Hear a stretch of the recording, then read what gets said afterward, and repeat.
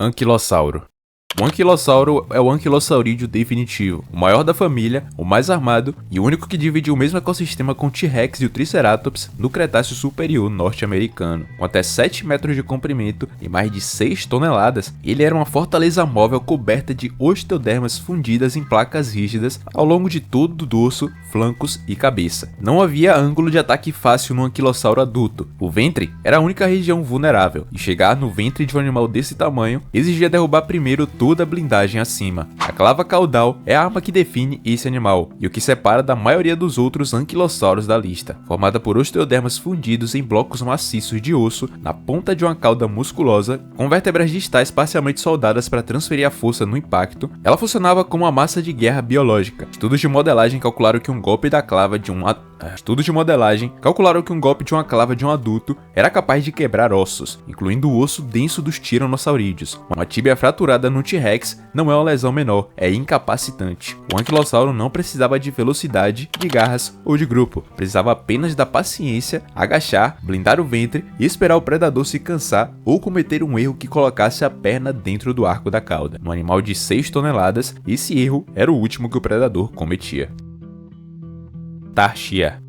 Tarshia é o anquilossauro da Ásia e carrega esse título com a autoridade de ser o anquilossauro mais robusto e melhor documentado do continente. Com cerca de 8 metros de comprimento em algumas estimativas, potencialmente maior que o anquilossauro norte-americano e um crânio proporcionalmente maior e mais largo do que qualquer outro anquilossauro asiático conhecido, ele era o predador de topo do ecossistema invertido, o herbívoro que nenhum carnívoro da Mongólia Cretácea atacava sem calcular muito bem o risco. O crânio do Tarshia é o que mais chama a atenção dos pesquisadores, largo, alto e densamente blindado, com osteodermas fundidas diretamente ao osso craniano em padrões que variavam entre indivíduos, possivelmente indicando variação sexual ou de idade. Essa variação é rara e valiosa, sugere que a blindagem facial não era apenas funcional, mas tinha um componente de reconhecimento individual ou display, como os chifres dos ceratopsídeos. Múltiplos espécimes de Tarshia foram encontrados na Mongólia ao longo de décadas, o que torna um dos anquilossauros mais bem representados do registro fóssil asiático.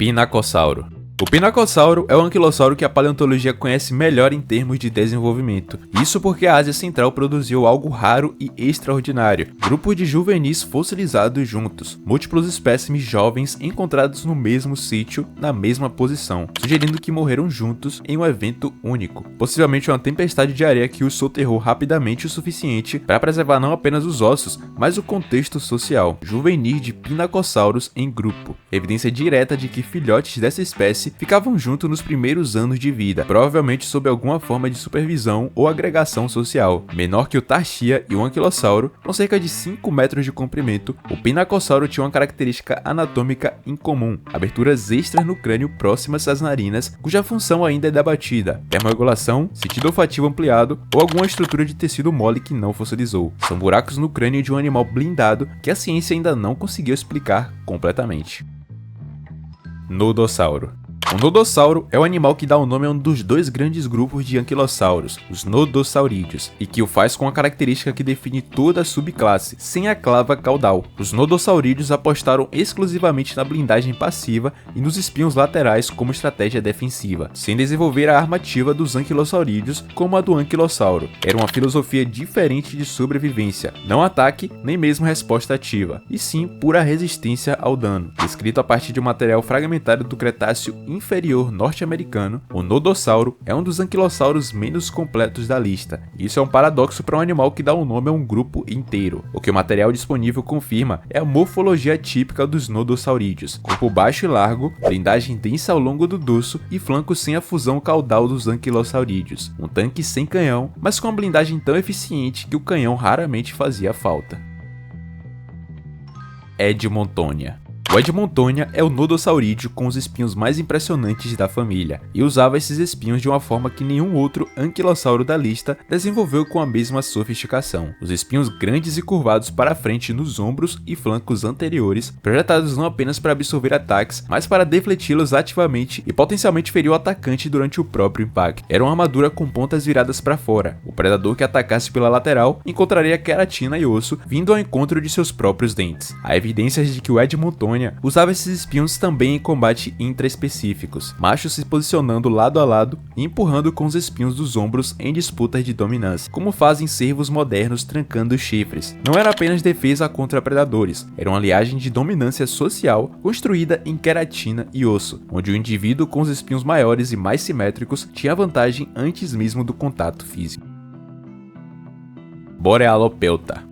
O Borealopelta é o fóssil de dinossauro mais bem preservado já encontrado. Isso não é exagero. Descoberto em 2011 por um operador de escavadeira em uma mina de areia petrolífera em Alberta, o espécime chegou tão bem preservado que os pesquisadores conseguiram analisar os pigmentos das escamas e determinar a coloração real do animal em vida. O Borealopelta era avermelhado por cima e mais claro embaixo, como uma contra-sombra, o mesmo padrão de camuflagem usado por cervos e gazelas modernos para quebrar a silhueta contra o chão quando vistos por cima por predadores. Um nodossaurídeo blindado que precisava de camuflagem. Esse é o detalhe que para tudo, porque sugere que apesar de toda a blindagem, o Borealopelta ainda se preocupava o suficiente com predadores para investir energeticamente num padrão de cores que o tornasse menos visível. A blindagem era necessária, mas não suficiente. Não ser visto era ainda melhor do que ser atacado e resistir. Escolossauro.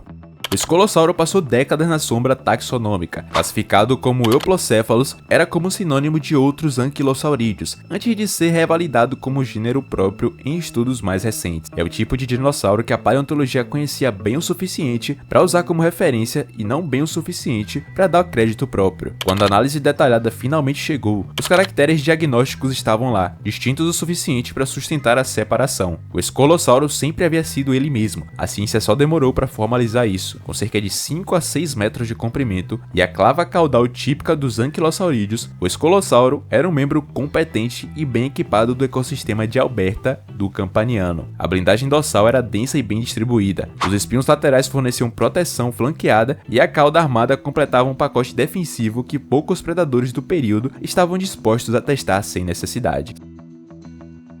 Gastônia.